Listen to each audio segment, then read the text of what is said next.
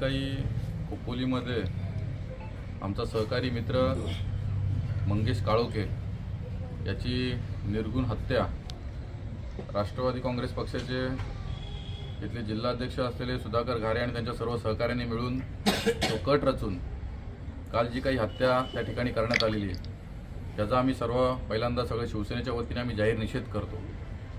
कालची घटना घडल्यानंतर खोपोलीमध्ये अतिशय शिवसैनिकांमध्ये तणावाचं वातावरण त्या ठिकाणी निर्माण झालं होतं।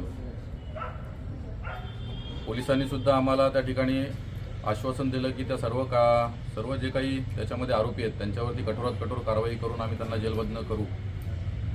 आणि आज सुद्धा 2-3 आरोपी त्यांना त्यांच्या ताब्यात त्यांनी पकडलेले सुद्धा आहेत। कालची घटना घडल्यानंतर काल रात्री सोशल मीडियाच्या माध्यमातून सुधाकर घारेंचा जो काय असलेला जवळचा व्यक्ती महेंद्र घारे यांनी सोशल मीडियाच्या माध्यमातून पुढचा नंबर हा संकेत भासेचा आहे अशा पद्धतीच्या कमेंट सर्व सोशल मीडियावरती केल्या। त्यामुळे संपूर्ण आमचे सर्व शिवसैनिक असतील आज कर्जत पोलीस स्टेशनला भेट देण्यासाठी या ठिकाणी आले। सुधाकर घारे आणि त्याचे सर्व सहकारी मिळून अतिशय दहशतीचं वातावरण तयार करून काल खोपोलीतली जी काही घटना झाली आणि याच्यापुढे कर्जतची घटना करण्याचा त्यांचा प्रयत्न असू शकतो।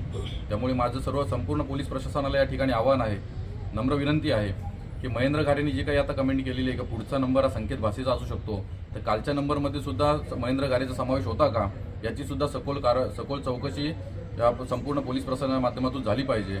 आणि सुधाकर घारे आणि जे काही त्यांचे सहकारी मिळून हा जो काही कूटनीतीचा डाव रचतायत, कठोर नीतीचा जो काही ते प्लॅन करण्याचा जो काही प्रयत्न करतायत त्याला आम्ही जाहीर निषेध करतो।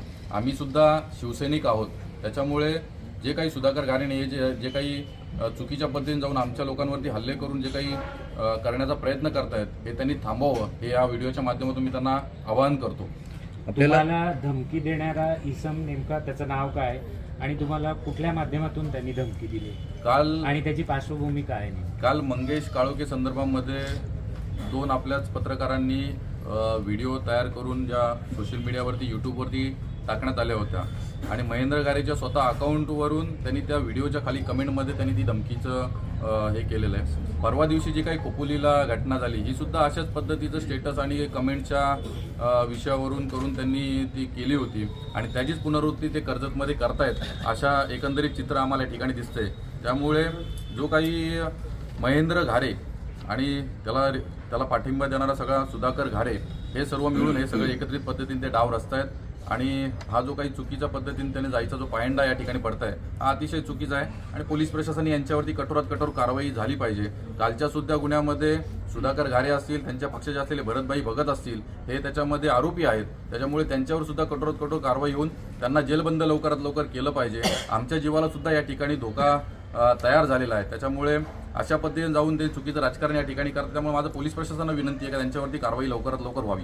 आपल्याला पोलिसांना निवेदन दिलंय, पोलिसांनी नेमकं तुम्हाला काय आश्वासित केलं? आता महेंद्र घारे संदर्भामध्ये आम्ही ही जी काही कमेंट त्यांनी ह्या व्हिडिओच्या खाली केली होती त्यावरून आम्ही पोलीस प्रशासनाला या ठिकाणी पत्रव्यवहार केलेला आहे की आता त्याच्यावरती FIR सुद्धा या ठिकाणी घेत आहेत आणि त्यांनी आम्हाला आश्वासन दिलेलं आहे की महेंद्र घारेवरती आम्ही लवकरात लवकर कारवाई करू आणि जे काही कालच्या याच्यामधले आरोपी जे होते सुधाकर घारे असतील आणि भरतभाई भगत असतील त्यांना लवकरात लवकर जेलबद्ध करण्यामध्ये आम्ही प्रयत्नशील राहू। पोलीस संरक्षणाची मागणी तुम्ही केली का?